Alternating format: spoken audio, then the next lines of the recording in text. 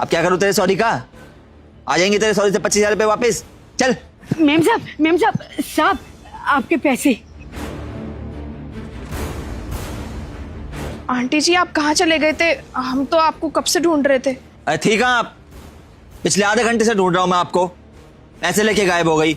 साहब मैं तो आप लोगों को ही ढूंढ रही थी और मैं तो पार्किंग की तरफ भी गई थी, लेकिन आप लोग मुझे मिले ही नहीं। झूठ मत बोलिए आप, वहीं से आ रहा हूं अभी मैं।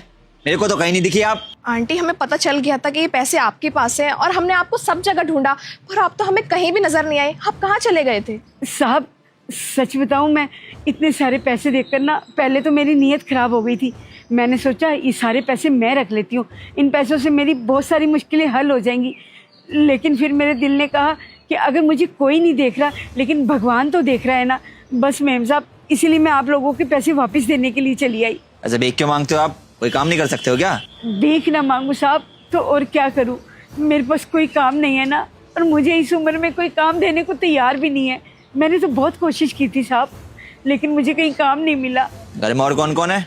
परिवार में ज़्यादा कोई नहीं है साहब, एक बेटा था, अब उसकी शादी हो गई तो उन्होंने मुझे धक्के मारकर घर से बाहर निकाल दिया। बस अपना पेट भरने के लिए भीख मांगती हूँ साहब। हमारे घर में काम करोगी, 2 वक्त की रोटी मिलेगी, रहने को घर मिलेगा, बस आपको हमारे घर को संभालना होगा। हाँ साहब, क्यों नहीं करूँगी। क्या आप मुझे काम दोगे?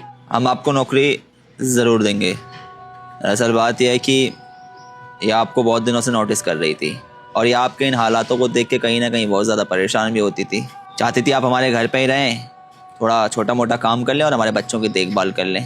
लेकिन इस ज़माने में आजकल चोरियां वगैरह बढ़ने लगी हैं तो कहीं ना कहीं घबरा रहे थे हम लोग भी, तो इसीलिए ये आपकी ईमानदारी का टेस्ट करना चाहती थी।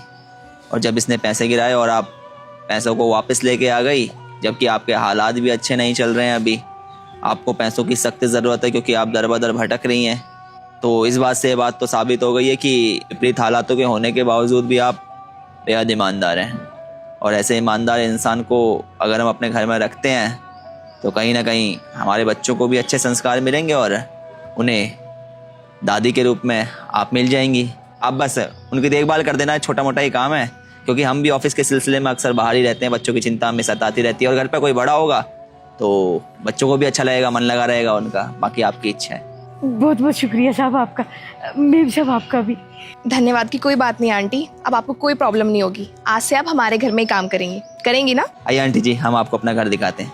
चलिए।